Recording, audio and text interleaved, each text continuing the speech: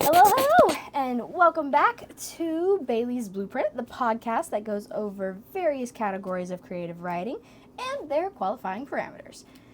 With that said, we can start sketching out some writing blueprints.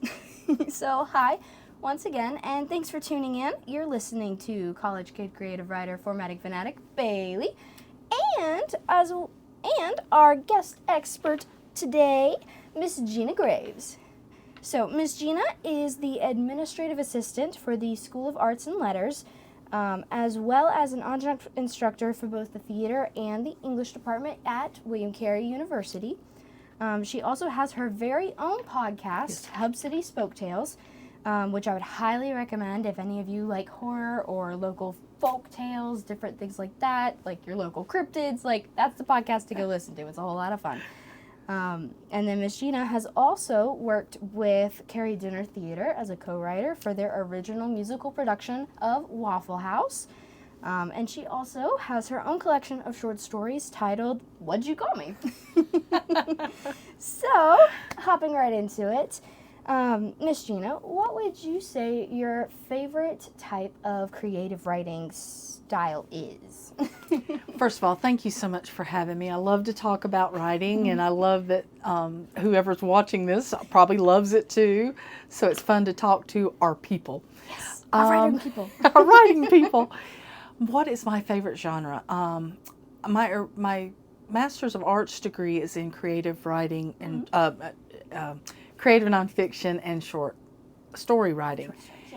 So short stories has always been my love. There's a beginning, a middle, and an end, and it's instant gratification. Yeah. And I buy lots of collections of short stories. That's just what I love to read. Carry them on planes, and anywhere time I'm traveling, I can get all these stories read and completed and inside. Yeah. And they're the type of stuff that you can write in one sitting and you can read it in one sitting. Exactly. And it's story. You've got a great idea, but it's not enough for a novel or something like that. You can still give birth to that whole completed idea. And it can be just little snippets of something, but there's still a complete thing in the short story. Exactly. And I love creative nonfiction because it's very self-indulgent, because it's my ideas, my view, my memories. Right. And I have found that with podcasting, which I've learned recently, podcast script writing, creative nonfiction, the characteristics that are in that are much the same. Yeah, because both of them are kind of your point of view, your view of the world, and podcasting is sharing that as well as short story. Yeah. Exactly. Especially nonfiction. Yeah. Oh, that's a lot of fun. Okay. Okay, so next question that I have for you is, based on what you teach and things you've done in the past, you've done a lot of script writing. So do you have a personal, favorite of what type of script you like to write? I love dialogue. So when it comes to script writing, the actual speaking back and forth, the communicating verbally back and forth is where I have always found my joy.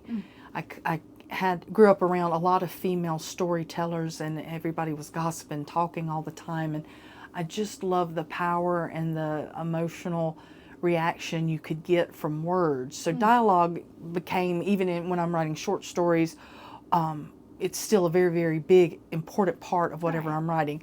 When it comes to scripts, the Waffle House, I've written scripts before, shows that have premiered here at Carey, and I enjoyed them, but I think writing Waffle House was one of the most, I felt so inspired by it because I had to learn so much. I had never written lyrics, song lyrics. So we took a year, my friend Timothy and Tae Young Hong and I, and we wrote song lyrics. So I learned the patterns and rhythms of songwriting. And of course that was mixed with dialogue. So it's these people in a waffle. Exactly. So you're in Waffle House and these people are speaking like we really speak, and it became just this fun, creative outlet. And then after a year, we have this completed musical that ended up selling out every night, and it just felt so good and such a blessing to know that even at 56, you can still learn new things, and there are new genres out there. that's beautiful. Yeah. Cool. Was that the? I'm looking at my questions. Okay. Okay. So another question for you, Miss Jeanna, is how would you basically give advice, or if you have like a technique or something, for coming up with concepts, ideas, maybe keeping inspiration flowing, just different things like that for making sure you don't get like stuck by writer's block or something. First of all, I think writers are so hard on themselves, that whether you're doing it for fun or for a job or for an assignment at school. I think we shouldn't get writer's block because we've done it for so long. But professionals talk about writer's block. It happens. I've always thought about writer's block like it's like being at Disneyland with a broken leg. You're still at Disneyland, but it's not near as fun because you've got a broken leg. You're struggling to get everywhere. Yeah, and you're get just on the rides, and it's like your legs getting jostled all around. Yeah, like, you're not struggling to have a good time and get stuff done, but it's hard.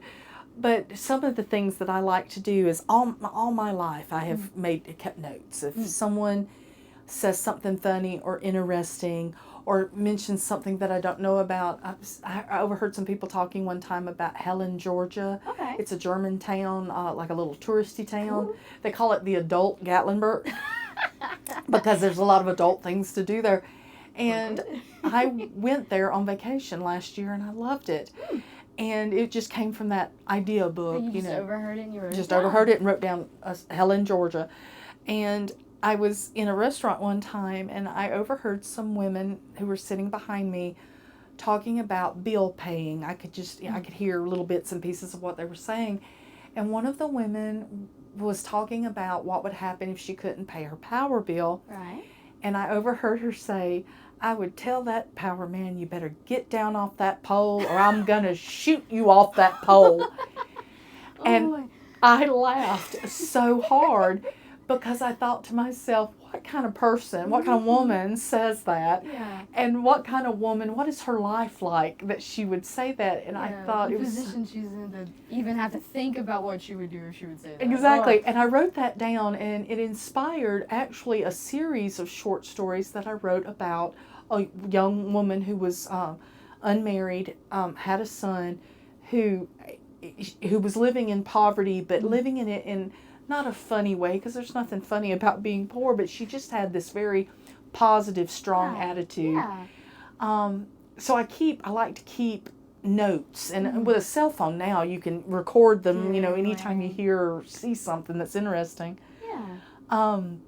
One thing I like to do is, especially if I'm having writer's block, is just get away from it for a minute and imagine some crazy scenario that I'm in.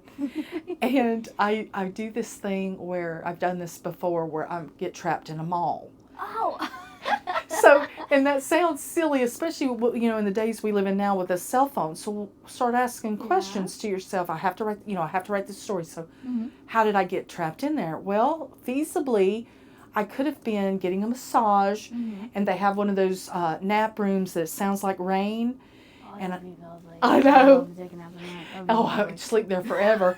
So the ideas then start rolling. Okay, well then I would go in there for 30 minutes, and in the meantime, there's a snowstorm coming, and they close the mall. I fall asleep, and the woman that was massaging me gets off. Well, you just start thinking feasibly how to do this. Yeah, of how to get trapped in the mall. So think about a crazy scenario and put yourself in there and think about what kind of person are you and what would you do. And oftentimes it can at least get your mind off of the block of where you are. A breath of fresh air or something, because you thought about something else. Exactly. Daydreamed about it a little bit, and then maybe you go back to the other thing, or maybe you write that one down and then go back. Exactly. Yeah. Well, it's the same idea as when people talk about what I'd do if I won the lottery. Well, stop for a second. Think about what you would do if you won the lottery, and the first thing you would do and the second thing you would do. And I think it helps. If nothing else, it just gives you a break and then go back to whatever you're doing. To refresh. One of the things I like to do too is kind of the same thing is I pray throughout the day. So if somebody says, would you please pray for me or pray for my cousin, I try to do that all during the day, but I do the bulk of my praying at night. Well, something else you can think about if you're trying to write or you've got writer's block is what would happen if one of those prayers came true.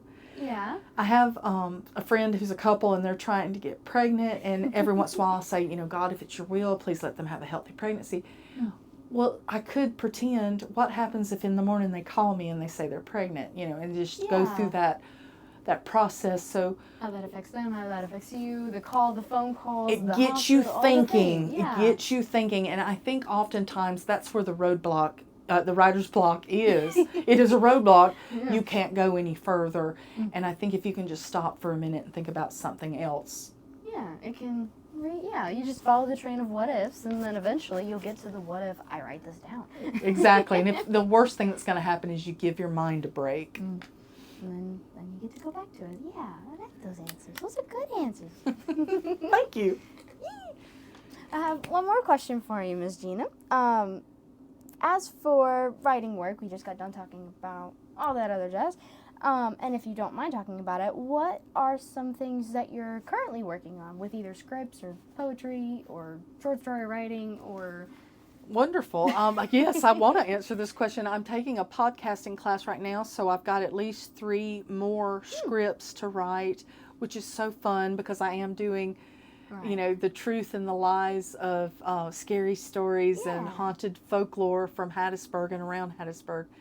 But one thing that I've been doing for fun is I took about 6 months and learned how to write scripts for video games. Okay. I want students to know that there's lots of different careers out there for writing.